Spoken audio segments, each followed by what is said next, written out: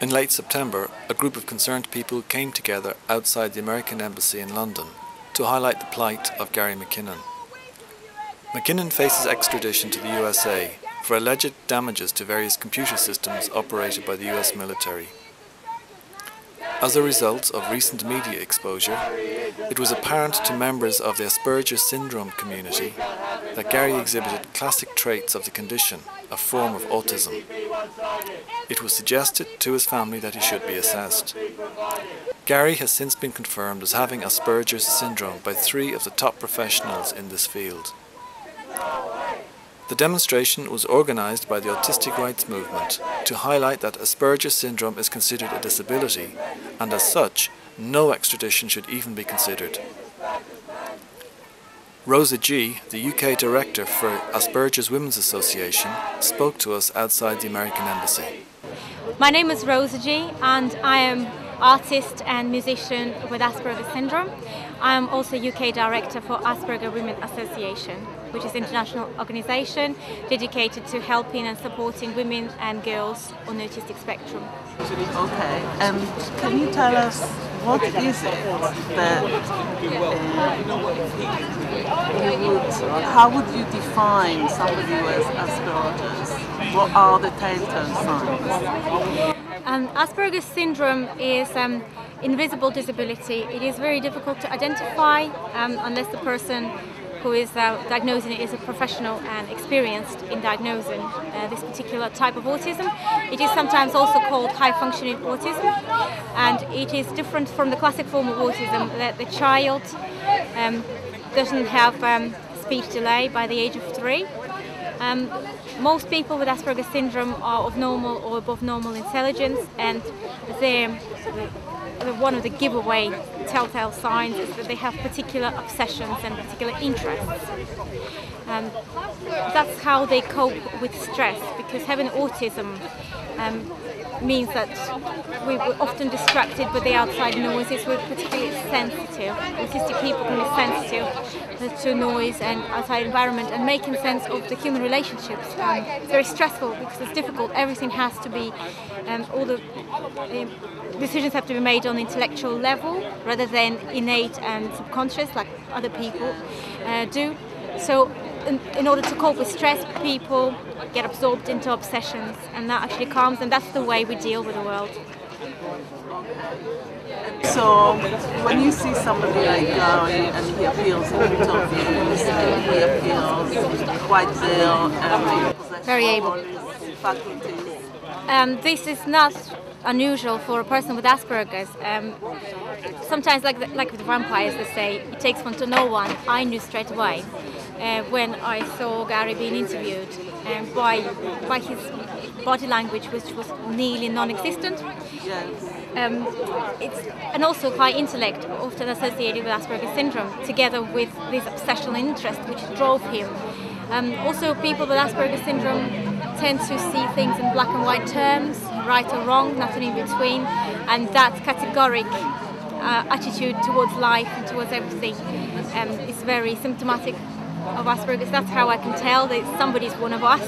Yes. There are good and also some negative things about having autism, which is why it is a recognised disability. The social interaction doesn't come naturally.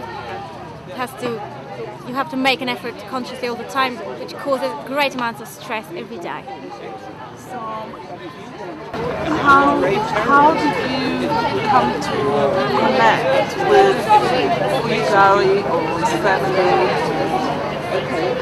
this campaign? Well, I'm not really connected in any way to Gary's family. I'm just one of many autistic people who rang up to solicitors to ask, obviously Gary is autistic, have you tried that? In his defence, and they said, we've never heard anything about Asperger's before. So it just shows how prevalent it is in society. The ignorance about autism and Asperger's syndrome in particular is so huge that even people who are closely associated with Gary did not notice. Yet 3 autism experts that have seen Gary, they were top specialists in the area. They all unanimously agreed that he has Aspergers Syndrome. Absolutely no doubt. Okay, and as I understand it, there is a difference when somebody is being extradited or there is an attempt to extradite somebody and they have disability. There is some difference in the way they are being treated. My main worry to do with Gary's Asperger's being gone on unidentified for so long, and also the way he's been handled in a heavy-handed manner, is that probably, well, very likely his disability is not going to be taken into consideration when he's handled by the courts and the whole interrogation procedure, everything. That will be in breach of his human rights, no doubt, because he's a person with disability, and denying the fact that he has a disability is not going to make him suddenly non-disabled. His autism is not going to go away, his reactions are not going to be the same as the normal, so-called normal person, so not making allowances or having any understanding about it would amount to a human rights abuse issue.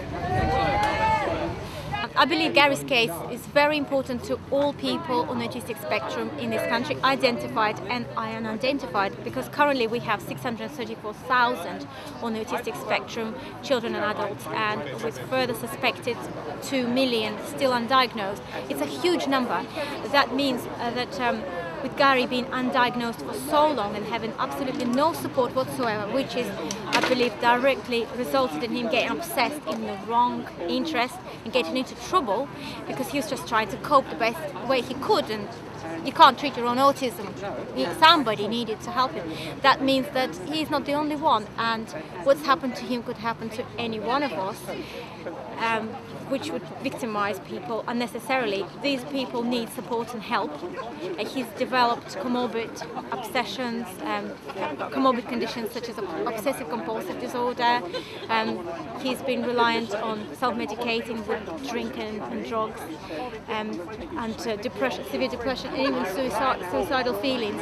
These are comorbid conditions that are developing as a result of not diagnosing, not identifying these people earlier in life, having any support at all.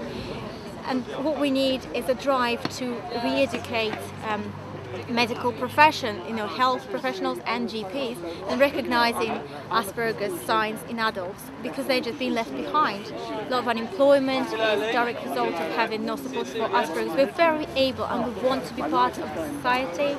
It's costing government currently, would you believe it, £28 billion a year to support people who are identified to be autistic. What about those not taken into consideration, who are fitting the criteria but are not officially diagnosed, not counted? What if the majority of people on the dole are autistic? And if you could help them, they could be contributing positively. These are big issues that Gary's case highlights, and that's why it's so important and we need to help that man. Thank you.